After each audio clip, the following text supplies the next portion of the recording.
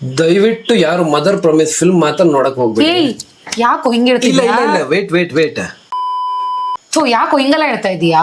ಮತ್ತಿನ್ನೇನು, ನಮಗೂ premier ಶೋದು mother promise team ಇಂದ ಇನ್ವೈಟ್ ಬಂತು ತಾನೆ. ನಾವು ಅಲ್ಲಿ ಹೋಗ್ಬಿಟ್ಟು ಮಸ್ತ್ ಮಜಾ ಮಾಡಿ ಎಂಜಾಯ್ ಮಾಡಿದ್ವಿ ತಾನೆ.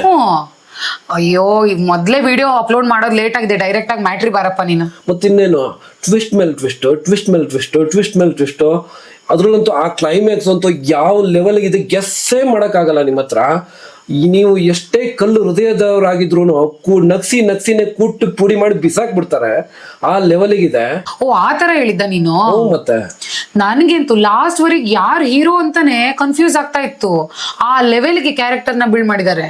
ಆಮೇಲೆ ಇಂಗ್ಲಿಷ್ ಅಲ್ಲಿ ಹ್ಯಾಂಗ್ ಓವರ್ ಮೂವಿ ನೋಡಿದ್ಯಾ?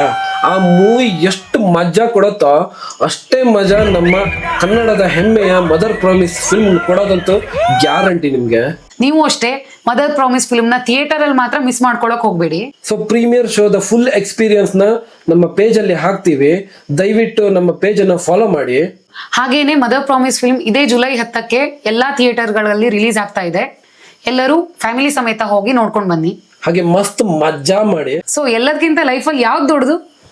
Mother promise. ಕಾಂಜಿ ಬೀಜಿ ಪ್ರಾಮಿಸಸ್ ವರ್ಕ್ ಆಗಲ್ಲ. Mother promise.